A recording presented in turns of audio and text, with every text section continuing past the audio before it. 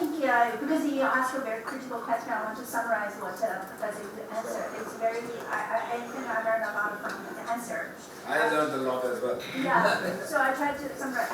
Yeah, so he mentioned China is experiencing a faster transformation. So it's very critical to balance between let the people, express their concerns, but you also keep the stability, right? The political stability. So he said during the fast transformation, you can never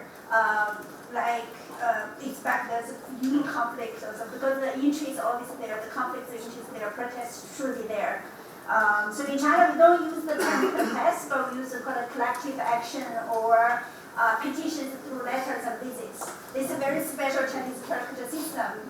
Actually, China also have a special agency called the Bureau of Petition through Letters and Visits. Actually, you even cannot imagine that this agency also become very crowded today because it's so important. So many conflicts coming up, right? So last year, 16 officials, senior officials have been targeted for the corruption of this bureau. Based on the research of Professor Yu, he said that there's a kind of some changes of this kind of protests in the last several decades. The beginning, because the Cultural Revolution, there's a political wrongs, they try to correct this. So that's the first, the initial stage. The second is because of injustice, like the judicial unfair judgment or ethical judgment, so they did petition. Nowadays, he observed there are three kind of the key types of protests. One is for the reasonable compensation after the government taking the land or housing. This is the number one. The second is environmental protection. For example, as Agnes also mentioned, when the chemical plants or nuclear or whatever, you have this program. The citizens will have the concern. So they protest. Actually, PX chemical plants have been protest many areas. The third also still the injustice or the unfair judgment. But based on Professor Yu's observation, environmental protests usually very effective in Chinese context to make the government to change the decision. So from Professor Yu said, so the government has realized the importance to deal with this kind of people's concern through the protests. So the one change of this is to let them to protest legally, not push them to the illegal way, right? And second is Professor proposed a new theory or kind of a new theoretical explanations. China needs to think about new kinds of stability. It's kind of dynamic stability instead of this static stability. So that means you need to listen to the people, let the people to express their concerns, and they will adjust your response. In China, there are also lots of traditional wisdom, like the emperors or the kings before. It's like the water. If you let them, you should to kind of make the dam and make the water flow slowly instead of just stop it, and then you have the flood. So that is what the current policymakers and also the civil society expect actually from this. Okay, so但是他有个问题，还是你要问他 ？Okay, 好。 So yeah, actually, okay, we have some question. Professor Yu suggests it's not because it's a dialogue. So now the Chinese ask lots of questions. He also have lots of questions to Indian scholars actually. So do you want to have the question first, or you want to hear his questions first? Okay, my question first. Okay. 我问印度的学者两个大的问题，我一直想的是这个还没有想清楚。一个呢就是印度传统里面很重要的就是种姓传统，种姓文化。那么种姓是一个等级，非常跟我们中国传统的等级，虽然我们是政治等级，你们是一个社会等级，但是呢，印度又是引入了西方的这个代议民主制度，而民主呢是消除等级的，它比较平等的。那么这两者之间，它印度怎么能够就是这一个种姓的这种社会这个制度或者文化传统上建立一个现代的这个民主制度？这个里面这种两者这个关系，到底是一个什么关系？印度是怎么来处理这两者之间的关系的？民族建立以后，是不是可以有效的消除种姓制度下的这种不平等？这是一个问题。第二个问题呢，也是这是我第3次来印度，我每次也会问一个问题，就是中国的佛教呢，它最初是源于印度的，但是呢，到了现在我们发现，印度佛教已经是很边缘化的，就不重要的，印度教是最主要的。那么是什么原因使得呢佛教在印度呢它会边缘化？而这个印度教呢会更适合于印度的整个这个民族和文化变得更重要些，印度教变成最重要的这个宗教之一。这个我特别想听印度学者的回答。Is the question? How about the translation? Is the question clear? You want to Yeah, I'll put this on first. So, we want to ask 2 questions. The first is about the caste system and modernized democracy, liberal democracy. So, usually the representative democracy based on equality, right? Social equality. Of course, traditionally India's Hinduism is a religion that believes in the doctrine of karma, which means that you are who you are. The answer to the question, where do I come from, is a result of what you've done in your previous births. Now, with the result, it supports a hierarchy, because the understanding is that those who are in superior positions, who are powerful or who are rich, have that because of what they did in their previous births. And this perpetuates a hierarchy. The moment you say karma, and karma has consequences, it perpetuates a hierarchy. Now, what I would say about democracy is that we expected in India that democracy would do something to, first of all, eliminate poverty. The majority of the people are poor. So if they elected leaders who will do something to remove their poverty, we would have removed our poverty very much sooner than we are able to. But people don't vote according to their needs, according to whether they are poor or not. The saying is, when Indians cast their vote, they vote their caste. They vote for people who belong to their caste. Even though they are poor. So if they all joined together and said, we are poor, we want a government that will help us, then we would have had a government that addressed that need. Unfortunately, people, when they vote for people belonging to their own caste. And this has not changed. But one thing democracy has done, and that is, it has made the people who are considered to be very low in the hierarchy important political leaders. It has given those people a sense of self-respect and self-worth. People who were considered so low that they could not be touched, untouchables. We've had the present President of India and the former President of India were both belonging to that kind of group, who were very low and now occupy very high positions, the highest position in the country. This transformation has come about because of democracy. Because even though we have not voted as a group of poor people, the lower caste people are more in number than the upper caste people. And therefore democracy, because it depends on numbers, favors the lower caste people and allows them political power. Now this political power and political respect which has come about is beginning to slowly change things. Because now you cannot tell the President of India, you are an untouchable, I will not sit at your table and eat with you. That's gone. So that kind of change has happened because of democracy. If we did not have democracy, we would not have got this. So that is why, even though our democracy has disappointed us in terms of economic progress and elimination of poverty, our democracy has helped change the social fabric of the country. And over time, when more and more of these changes occur, when people who are considered to be very low are now the major political leaders, there will naturally be a transformation. So that is why for caste, even though people vote according to their caste, democracy is changing the nature of class power and class relationships and caste relationships in the country.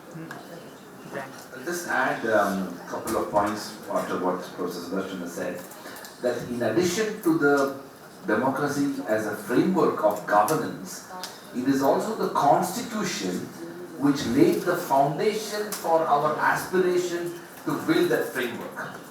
So for example, as you know, the constitution was being debated and discussed in the 1940s, and India was a far more divided society in terms, and also social, economic and political inequalities were deeply embedded. But during that time, the framers of the constitution put a provision in the constitution, Article 17 of the constitution, which in an extraordinary manner abolished untouchability. Untouchability was widely prevalent, and I would say even today it does prevail in certain parts of India. But in 1940s, the framers of the constitution had a far-sighted vision that let us decide that from today onwards we will abolish untouchability. And in fact, it is the only provision of the constitution which is in the fundamental rights part of the constitution and which does not have any exception. Unlike other fundamental rights, including right to life and personal liberty, freedom of speech and expression, all other fundamental rights of the constitution does have certain exceptions. Article 17 of the Constitution of India is the only fundamental right which does not have any exception whatsoever. In a way, I want to bring this to your knowledge because it was an aspirational provision then, and since then there have been legislative attempts done, there have been social movements done. In connecting to the protest element, democracy provided voice to those people who belong to the marginalized sections of society, that they no longer need to accept the historical and social and religious and caste-based prejudices that informed the evolution of our society. They can challenge it through constitutional and democratic forms of resistance and rejection of the pre-existing social order.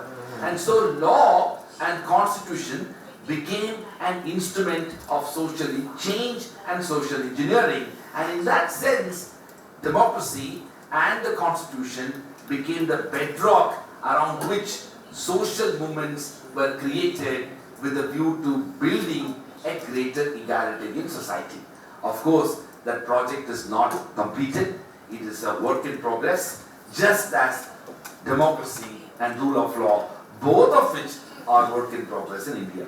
Speaking about Buddhism, which I would like somebody else to weigh in some ways, this is a more complex question, but the answer to the question is somewhere around the unique complexity of Hinduism as a religion.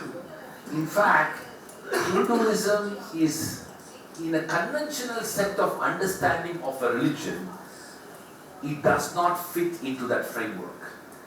I am not able to pinpoint certain absolutely non-negotiable characteristics of Hinduism as a religion. And so it might even fall short of that test of it being a religion, because there are so many people who are, let's say, Hindus in this country, over 80% of the population, but they have completely different set of ideas about the conception of a religion.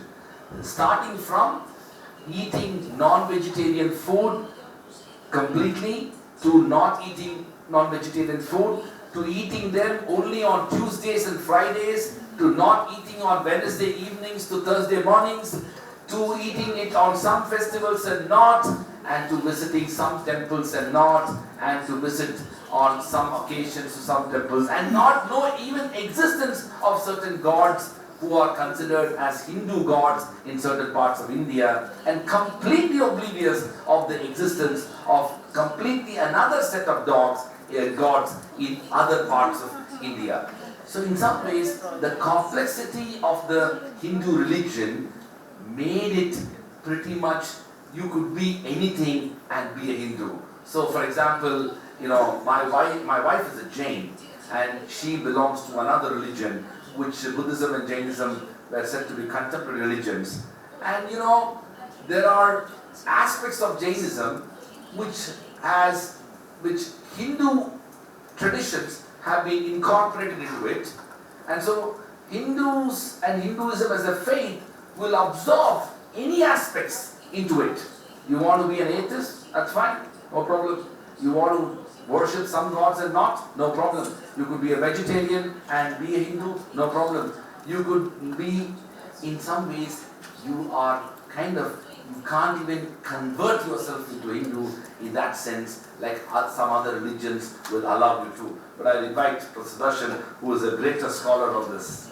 I just wanted to, this is a hypothesis, that Buddhism was a very revolutionary faith.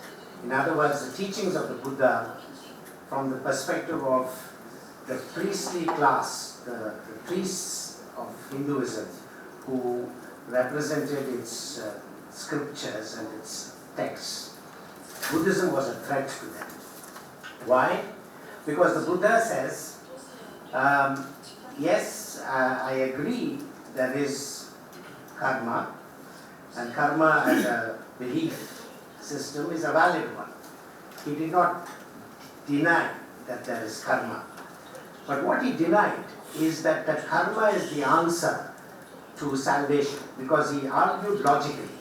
He said karma is action, and action is finite. And therefore, if you say good action will have good consequences and bad action will have bad consequences, both are limited by time. They are finite, because action is finite. That means those who are now regarded as having the status of gods, because their previous karma was so good, will one day come down. Their credit balance of karma will run out, and they will come down, and then they will again be in the cycle of birth, death, life, suffering, which is what he was. How are you to break out of this? So he argued that it is possible to get a state of enlightenment where you are no longer, in this cycle of being born and dying and reborn and disease and suffering and so on. You will get nirvana, but karma is not the answer. Now, this is a radical idea, that karma is not your answer, is a radical idea because it is directed against hierarchy. As I said earlier, the hierarchy in the caste system of India is linked to karma. The Buddha denied that karma has a value in that respect. Okay.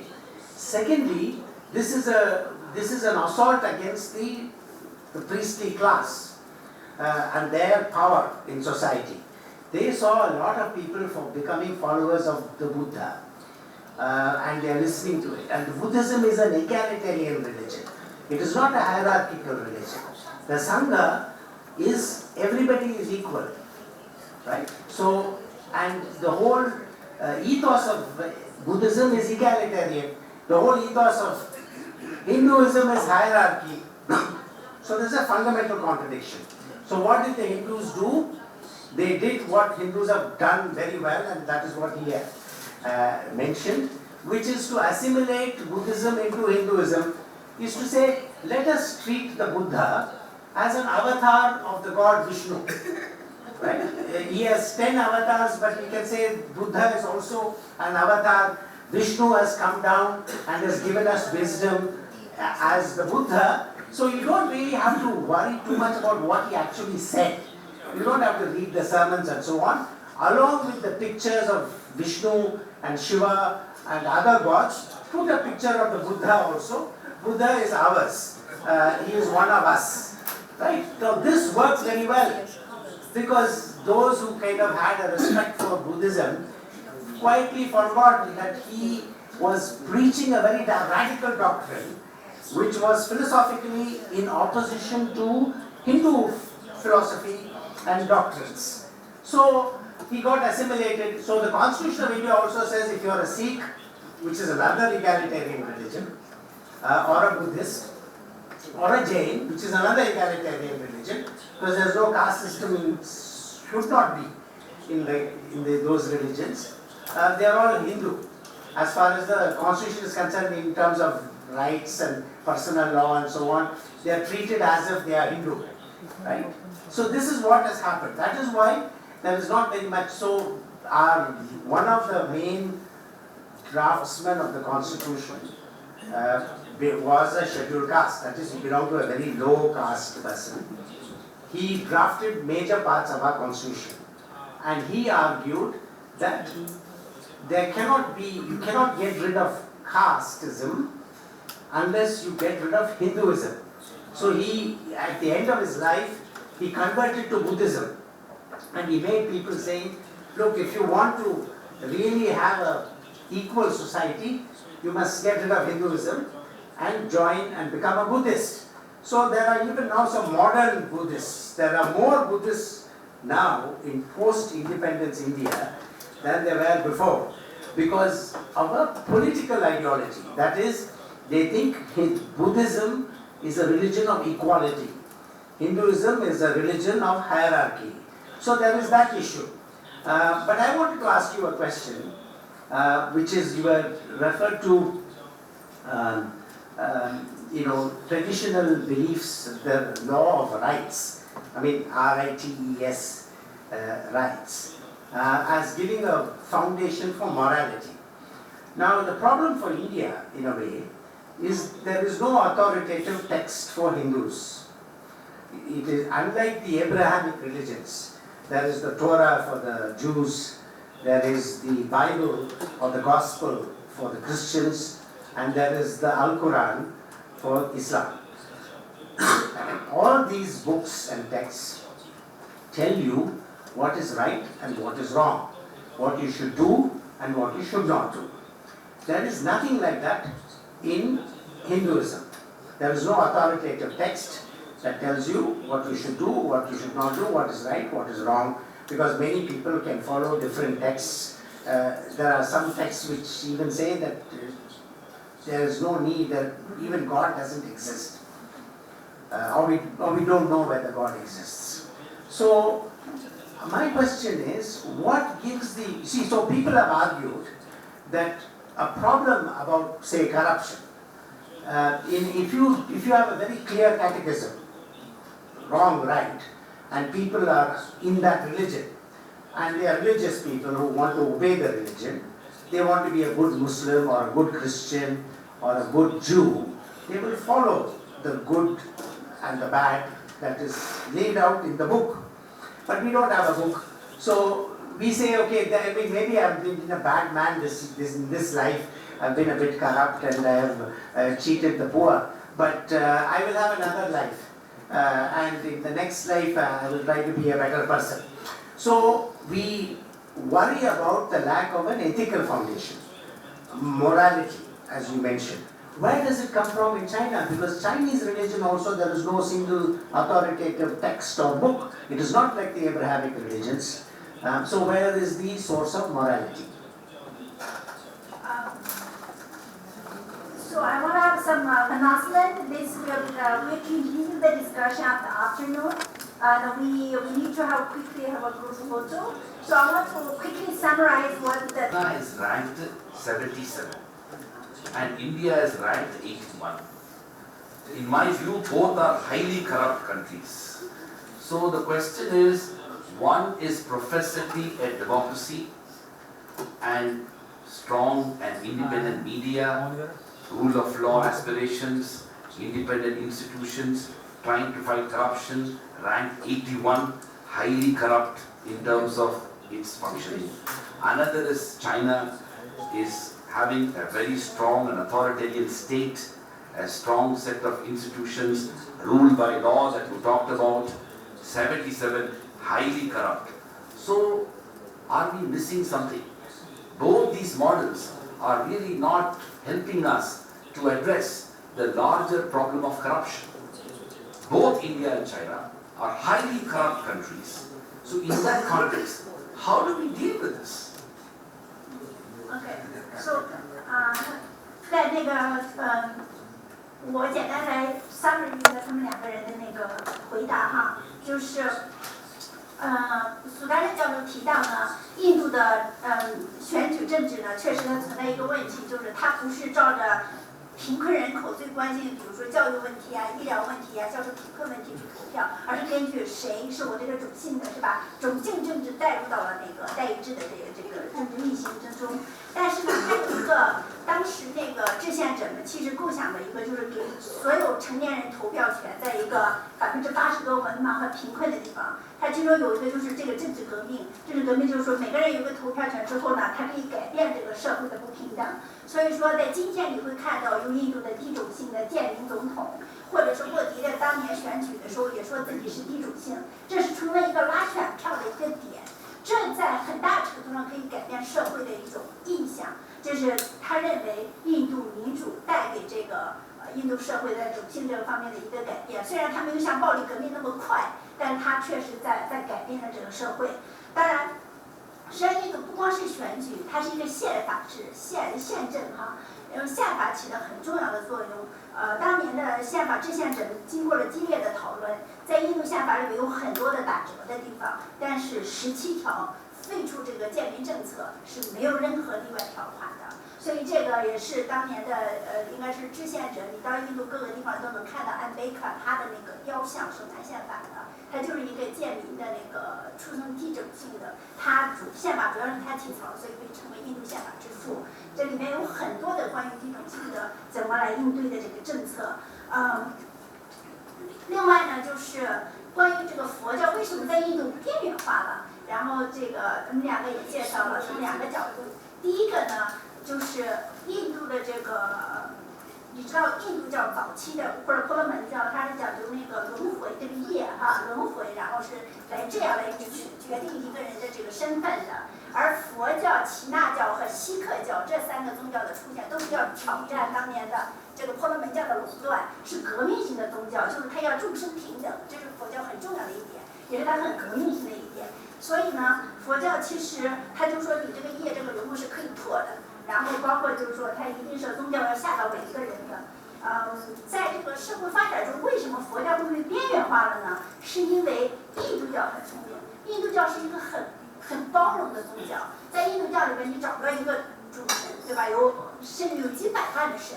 然后印度教呢，可以允许你可以吃素，甚至还可以吃牛肉，就是有各种的。你可以去信这个人，拜这个神，也可以拜那个神，你可以去这个庙，去那个庙。总之，它没有一个主要的说禁忌或者什么的，你给你足够的自由。而且呢，它把佛教纳入到了它的印度教里边，是威什努称为湿婆神的一个化身。然后湿婆神一个化身就是那个布达，然后你也可以来拜他，对吧？所以说，印度教、耆那教还有这耆那教都成了佛教、耆那教和锡克教都成了印度教的一部分。实际上，可能你找不到另一个宗教跟他这样一样，就是跟印度教一样，它是一个包容性的一个大箩筐一样的，它没有一个特别的，就是所以你说印度人有80%的信仰印度教，但他们不信的是一个印度教，他们有成千上万个印度教，所以这也是说为什么佛教在印度消失，不光佛教消失，其他的教其实也是挺边缘化的，也不能讲边缘化，都成了印度教的一部分了。所以这就是他的这个。当然，那个斯莱教授问了一个问题，就是说，您提到了这个礼仪，包括印度，因为它那个印度教的，它没有一个主要的一个像圣经啊，或者是这个穆罕默德，就是伊斯兰教，它有这个古兰经啊，印度教它没有一个主要的，是吧？所以它的那个，你说这个礼从哪来，其实是没有固定的在印度教里边。那中国好像他了解一点，没有一个主要的这样一个构思，就是你这个中国的这些礼仪都是怎么来的，然后为什么就要接受这个，对吧？然后这是他的一个问题。行为和绩效之间的关系，文化研究呢，则从国民性或者政治文化的角度探讨文化、行为和绩效之间的关系。无论是制度研究还是文化研究，都关心行动者行为方式、行为习惯和思维习惯以及绩效。那么这样呢，就为制度研究和文化研究之间呢搭建个桥梁，提供了基础。那么我的研究呢，就是在已有的制度研究和文化研究的基础之上，提出自己的一种分析框架。那么我的分析框架是认为呢，社会的基本制度和人类的思维习惯之间呢，呈现出一种相互支撑、相互强化的关系。那么从社会基本制度对人类基本思维习惯的影响这个角度来看，那么我认为呢，制度啊塑造人类的基本思维习惯是4个环节发挥作用。首先呢，是制度本身要持续的运行。那么新的制度，那么往往难以塑造人的思维习惯，因为它刚创建不久。制度本身呢，如果呢它没有效果，那么它也难以发挥作用。同时呢，第3个环节是制度要合法化，就这个制度本身让人们觉得它是正当的、合法的、符合正义原则的。再一个呢，是它要通过社会化机制，然后呢，通过社会的褒贬、排斥与接纳，来影响人们的行为选择。那么我们说，制度塑造人们的思维习惯，是通过我们说制度的持续运行所产生的奖惩机制，社会化中间所产生的褒贬、排斥与接纳机制等等，共同的塑造人们的思维习惯。反过来，思维习惯形成之后，它对于新制度的巩固也会产生重要的影响。那么这是我的分析框架。根据这样一个分析框架，我呢从政治学的视角来分析我们说的政权的类型与政治思维习惯之间的互动关系，并且我提出了6个假设。第一个假设是，政体的类型不同，政治思维习惯的类型也会不同。第2个假设是，持续运行的成熟的政体会产生相应的政治思维习惯。第3个研究假设是，新型政体在它初创时期和它同时并存的多是传统的旧的政治思维习惯。研究假设4是，传统的政治思维习惯与新型政体之间的那种不匹配，往往会导致新型政体的崩溃。研究假设之5是，新型政体它要巩固，需要有新型的政治思维来去加以支撑。研究假设之6是，新型政治思维习惯的形成会促成呢政体的变革。那么我的研究呢，主要是借助于政治文化已有的经典研究，然后呢从我的角度去解读这些政治文化的经典研究的东西，来得出我的研究发现。那么我的研究本身呢，采用上述分析框架，对1950年代以来政治文化研究的经典性的文献进行了重新的解读，来检验我的假设。我呢主要有5个研究发现。第一个研究发现是，从阿尔蒙德和维巴公民文化他们对于5个国家的政治文化的研究中间发现呢，有效的而且稳定的民主国家英国和美国，他们的公民文化也很发达。有效的但是存在时间比较短的民主国家德国，那么他们呢拥有超然的政治态度和臣民能力。那么绩效不佳的新型的民主国家意大利，那么则属于苏黎型的政治文化。墨西哥是革命制度党一党执政，那么它的政治文化表现出苏黎和畸形并存的特征。那么这种研究发现呢，表明政体类型的差异和不同的政体持续时间的不同，导致5个国家政治文化的显著的差异。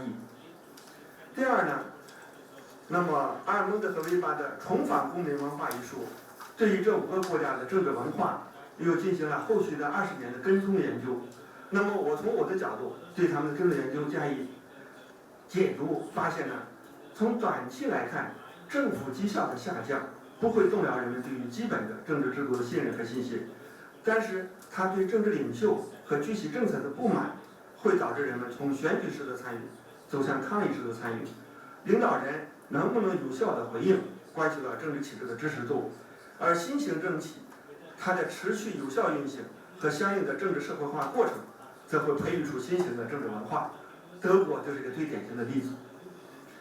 那么第三个实证研究，那么我从我的角度解读呢，发现是什么？就是英格尔哈特对43个国家，刚才是5个国家的例子，英格尔哈特对43个国家的文化、经济和政治变迁进行了大规模的历史性的跟踪调查研究。那么我从我的角度对他们的调查发现的解读，看到呢，经济发展带来了政治文化和社会结构的改变。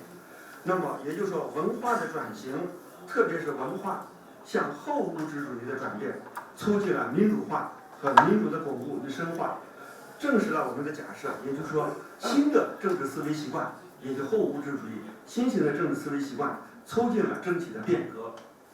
那么第4个呢，是对于中国、美国和德国这3个国家国别案例的研究，表明呢，持续运行的成熟的政体，像美国、像中国，持续运行的成熟政体会产生各自相应的政治思维习惯，官本主义的政治社会形态产生官本主义的政治文化，这是中国。美国呢，宪法呢，200多年来产生了一种活的宪法文化。那么这里面呢，就是都是持续运行的成熟的政体会产生相应的政治思维习惯，而新型政体，像德国新型政体初创时期，与之相随的作为传统的政治思维习惯，威玛共和国时期的德国，与之相随的是威权主义的政治文化。那么威权主义政治文化是德国民主政体崩溃的一个重要的原因。那么第2次世界大战之后，占领军改造德国的时候，那么既改造重建它的政治制度，同时呢，也对它的政治文化进行改造。那么两种文化的制度重新匹配，那么才是德国的民主到70年代巩固下来。第5是帕特南，是民主运行起来意大利的公民传统艺术。那么对这本书，我从我的角度分析呢，就是发现呢，帕特南对现代意大利公民传统的经典研究表明，即使在一个国家，像意大利这样，在一个国家的不同地区，文化传统或者思维习惯在南方和北方不一样，也会导致南方和北方同样的民主制度，比如说地区自治制度，会产生的绩效有很大的差别。那么这个呢，就是我呢对我的研究课题的一个假设和假设的一个检验，根据实证的政治文化已有的经典研究资料的一个假设。我的结论是什么呢？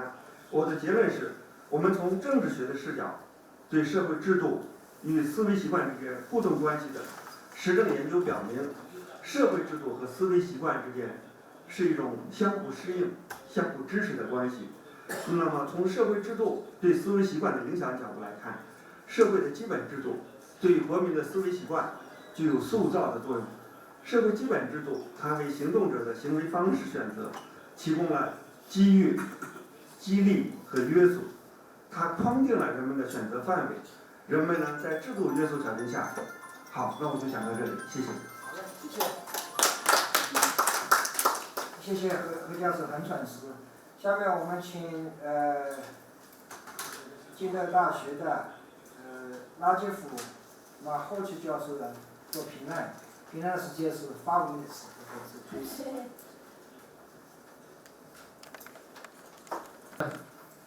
I think I still have a few points to say, and I'll come to that. My second apology is about seeking the chair's permission to leave a little early. By accident, I have been double booked in the afternoon. I have to give a talk elsewhere, so I'll have to rush after making my intervention.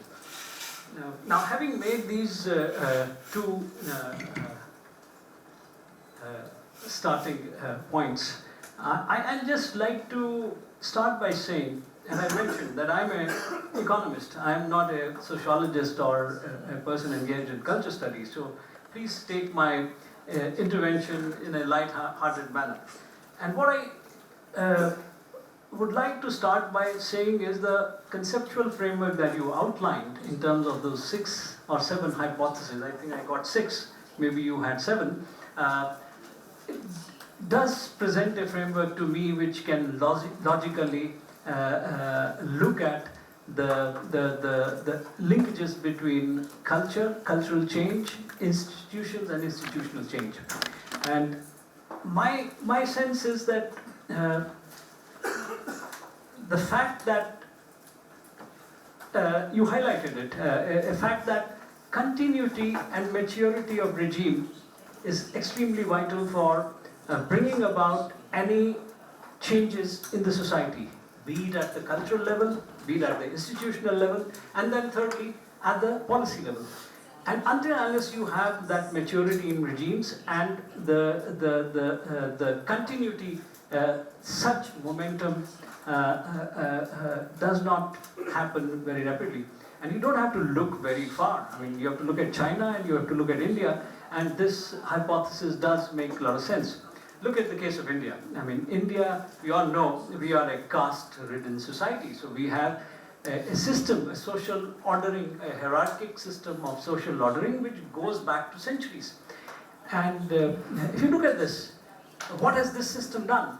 This system, which is explicit in being still carried forward in large parts of the country and not so perhaps explicit in certain other areas, and especially urban areas, yet there's an underlying influence of this cultural practice, social practice, which affects the society at large, and at least at 4 levels. One is the aspirational level, the aspirations of individuals. The second is the whole issue about access to opportunities. Access to opportunities that could lead to outcomes consistent with the desired social change that the society is seeking or is trying to move towards. The third level where this hierarchic system of division in the society, social division in the society, operates is at the level of opportunities. Opportunities of livelihood, opportunities of knowledge acquisition, and so on and so forth. And finally, attainments, at the level of attainments. And attainments is a sum total of what is happening to the 3 preceding issues that I flagged, namely what is happening on aspirations, what is happening on access to means which will allow societies and individuals to move in the direction of the change that they are seeking, and then on opportunities of livelihood and others. And the byproduct of all this is what is the attainments of different segments of the society and the society as at large. Now, question that one needs to ask is, how does one bring about this change? Yes, you need political maturity, you need political continuity to kind of catalyze and to provide momentum to these changes in the society. But the starting point is, how do you even get there? Here again, I mean, the contrast with India is quite obvious. We are an electoral democracy, we have 5-year cycles, and so, and especially over the last 3-4 decades, we haven't had the sense of political continuity in our regimes. Although there is continuity in the larger scheme of thinking, the political objectives, the policy objectives are more or less quite similar across the divide. But regimes are not having the kind of continuity that they need in order to trigger the kind of change or the scale of change that is required in societies like India. So the question then is, how do you bring about this? Of course, one answer is education is the factor that brings about change in cultural thinking. But the question is it always the case? And if you look at modern societies, you mentioned about Germany, you mentioned about China, I think one has to go simply a little more deeper and to see what are the instrumentalities that could bring about these changes in the way culture is underpinning the social process of change in the society. And there, I mean, my take is, and again, I caveat is that I'm an economist, so I'm actually quite ignorant of many issues that are relevant in this discussion. But for my 2-bit, my take is that sometimes cultural social change can be fast-forwarded. It can be fast-forwarded either through a very centralized system, such as the case in China, or in most of the most of the countries that have transited from being developing economies to developed or more modern developed economies, industrialized economies, they were all mostly centralized. So the fact that political power is centralized can be a means to instigate the kind of changes both at a basic level and at an institutional level that may be a requisite for the broader social transformation agenda. But that doesn't happen everywhere. Now the question I ask from the India's perspective is, how do we bring about such a change? How do we get over with this stratification of our society? I'm just focusing on the caste system. There are multiple areas of stratification, there are multiple dimensions of stratification in our country. But let's just focus on caste system. How do you go about breaking it? Yes, we have had laws. We have had equal opportunity laws. We have positive discrimination in our country. Yet it has been 70 years and we haven't been able to get out of this malice. So the question is, what are the other instrumentalities that we need to look at? And here, even in a democratic, chaotic context that India is, I think there is scope to talk of or bringing in certain scaffoldings to direct the process of social change, the process of policy reforms. And these scaffolding, in my view, are the scaffoldings provided, for instance, by the human rights discourse, the human rights standards, the human rights principles, and the human rights norms. What can they do? I think they can strengthen the hands of regimes, particularly when regimes don't have a long life. They change every 5 years. If you have a framework of human rights standards, principles and norms underpinning the policy agendas, underpinning the policy reforms, then that element of continuity, which you very rightly pointed out, Professor, the element of continuity and maturity of political regimes that is so very essential for pushing change in the desired direction, can in some sense be overcome. And we have a very limited, I'll just wind up in 5 seconds, and we have a very limited example of what happened in India in the 90s, where an attempt at bringing the rights discourse into policy-making discourse is lending that kind of focus on the kind of policies that we need to adopt in order to move in the direction that we seek for our country. So I'll stop here. Time is very limited. I don't think I've done justice to a very rich presentation, and nor have I been able to perhaps put down the take from the India's perspective adequately, but I think in the interest of the rest of the discussion, I'll stop here. Thank you very much. Thank you, Professor Marcher. Although 5 minutes longer than scheduled, but it's too short, I think. So next, 我们邀请杨雪东教授，他是中央编译局的教授，他的发言题目是生活习惯与制度建设。很感谢于老师。我的这个研究其实是有2个目标的，一个是要构建出一个分析生活习惯与制度建设的一个理论框架，就是我们说有一般性的这个意义的。第一个是想选择一些中国的案例，来看一下这种生活习惯和制度建设是怎么样互动的，然后这种互动怎么能够更好的解决的。由于时间的关系，我只是谈一下我的这个理论的框架。在这个理论框架里，其实是回答3个基本的问题。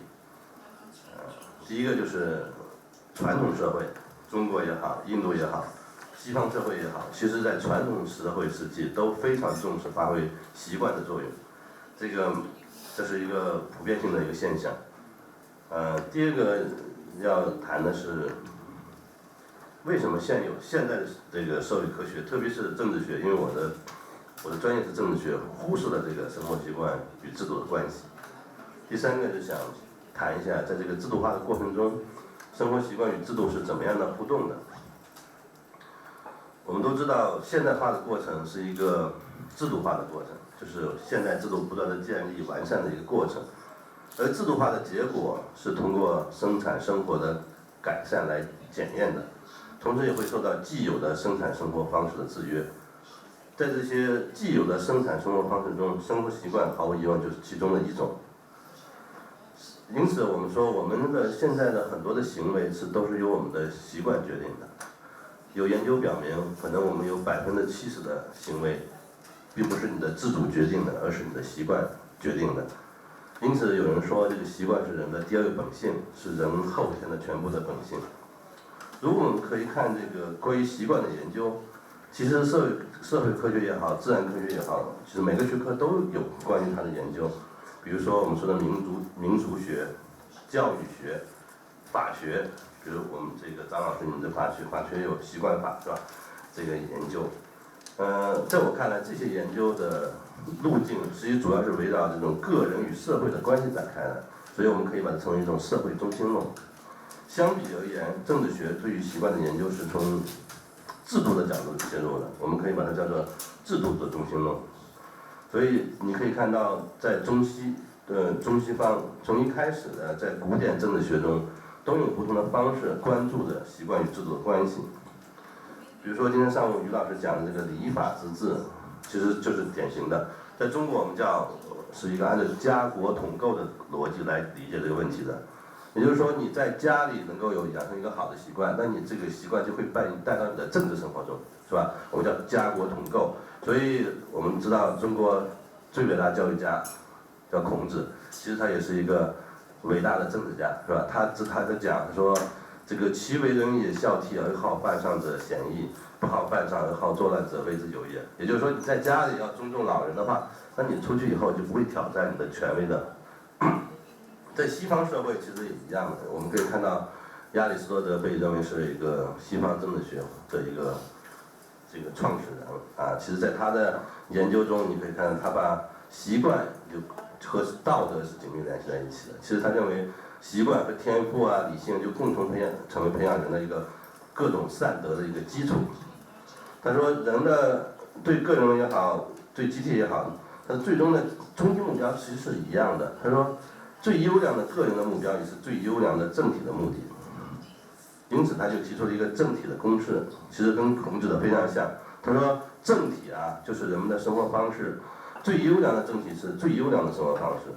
那么优良的美德是什么呢？就会得到一种幸福。如果把这几个公式合并在一起的话，那就最优良的政体也是最幸福的快乐的生活方式。它显然是把这个习惯啊、礼俗啊、惯例啊和这个政治是紧密的联系在一起的。你有一个很好的生活方式，自然你的政治也会非常好的。但是我们可以看到非常有意思的现象，近代以来就是我们现在谈的很多社会科学，就是近代以来发展起来。其实关于习惯和制度的这种研究，慢慢也曾经有过，比如说孟德斯鸠，在关于法的研究中谈了很多关于习惯的，图克维尔、马克思韦伯，他有很多的研究。但是后来发现，其实这个学者们对于习惯与制度的关系逐渐淡化了。一个很重要的原因，我想可能是因为这些社会科学是以西方这个生活做一个背景的。因为随着西方的社会的发展，它进到更高水平的现代化的时候，法律制度也进步完备，而这种生活习惯自然的就没有在你的关注的视野之中了。就政治学来说，我觉得可能有3个原因来忽视了习惯。第一个，我觉得是启蒙时代出现了现代传统的二元论的思维，就给现代打上了理性的标签，赋予了更高的道义性。将传统就等同于落后、过时、非理性，甚至蒙昧，由此在价值原则上就抛弃了风俗习惯基础存在的理由。第二个原因是现代社会科学的学科分化也导致了研究边界的明确化，研究问题的专门化，风俗习惯就被划入了人类学、民俗学、社会学等学科中，在政治学中没有了存在的空间。第3个原因是政治学研究的科学化的后果。刚才何老师谈了，就是行为主义革命之后，其实是用了自然科学的方法来践行价值中立原则，构建了一系列的这个分析的框架。其实这里边就是缺乏对历史的研究，是吧？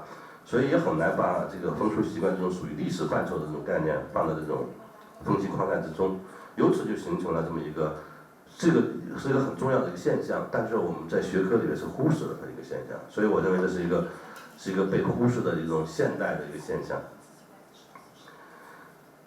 们都知道现代化的过程，它肯定是需要一些相应的生活习惯来作为支撑的，因为没有人是通过生活来存在的。但是肯定也不是所有的生活习惯，就是我们从祖先那边继承下来的习惯都符合现代化的需要的，所以就肯定会有一些被认为是旧的过时的生活习惯，这样就会跟现代化之间就产生了一个矛盾，他们就成为了制度现代化过程中干预、改造乃至消除的对象。其实中国也好，印度也好，都遇到过这种问题，是吧？中国在50年代我们有刚才于老师提的破失旧运动，其实就是改变人的生活方式。在印度也都知道，我们曾经关于怎么处理这个牛的问题，是吧？等等，其实都是在改变生活习惯的，包括现在印度。好，那我最后再谈一下，就是这个人生活习惯和制度究竟是什么样的互动的关系呢？我觉得生活习惯是通过4种方式来影响制度现代化的。第一种是生活习惯可以为制度和它的运行提供社会心理基础和行为模式。第二是可以作为一种正式制度的补充，也可以通过法定程序转化成正式制度的组成。第三，生活习惯作为既定的存在，能够充当缓冲阀或者隔离带，然后限制某些制度的作用范围，进而为特定群体提供保护。第四，作为环境约束条件，生活习惯也会与制度产生冲突，推动制度的自我调整。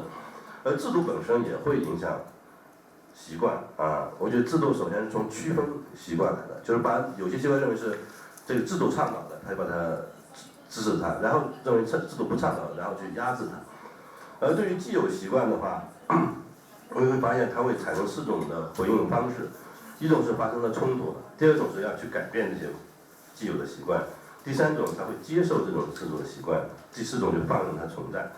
最后我的一个结论是在制度现代化的过程中，一定要认真的对待生活习惯的改变，既要通过合理的方式逐步消除各种陋俗，也要积极倡导与社会发展相适应的、符合人的需求的新的生活习惯，从可以限制制度现代化中的强制武断，增强制度化过程中的人性化的操作。谢谢各位。